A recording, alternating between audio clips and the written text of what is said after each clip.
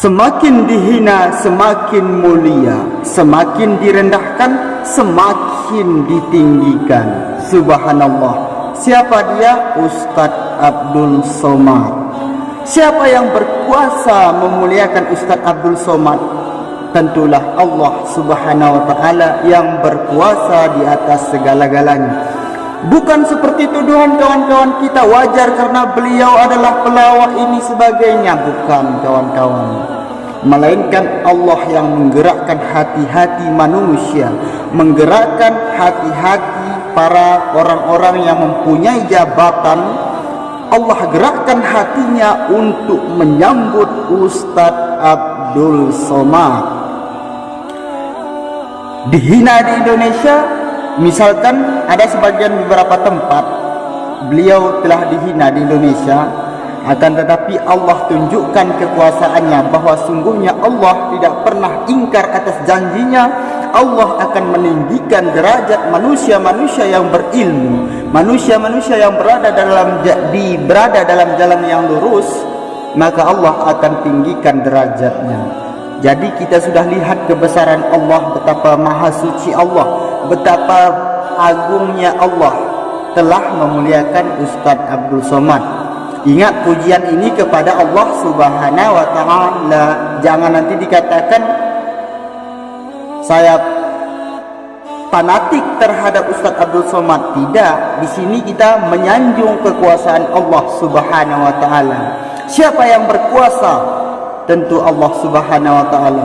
Allah lah yang telah menggerakkan hati-hati manusia-manusia yang di hatinya ada kebaikan.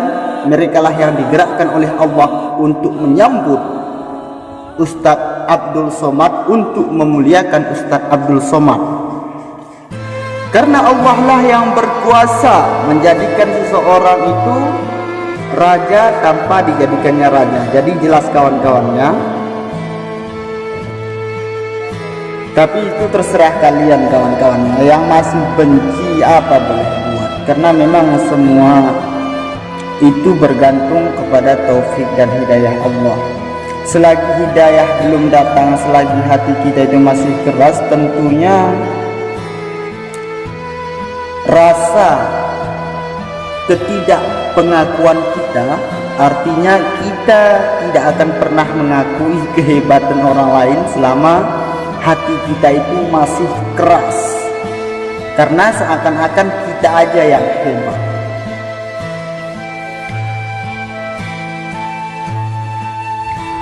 Jadi intinya kawan-kawan,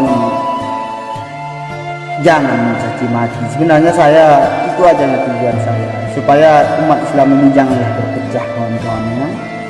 Kalau ada perbedaan dan lain sebagainya itu harap dimaklumi, karena memang ilmu agama ini luas. Jadi jangan hanya fokus kepada pemahaman tunggal, tok pemahaman yang satu yang betul itu yang tidak dibenarkan. Jadi berhentilah saling menghina, apalagi menghina ulama. Na'udzubillah.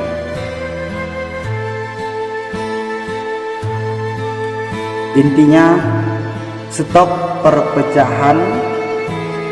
Jangan ada saling mencaci maki, karena Rasulullah tidak pernah mengajarkan kita untuk saling mencaci maki, untuk saling membenci dan lain sebagainya. Semoga bermanfaat khususnya buat saya pribadi dan kawan-kawan semua. Semoga kita selalu dalam taufik dan hidayah Allah Subhanahu wa ta'ala.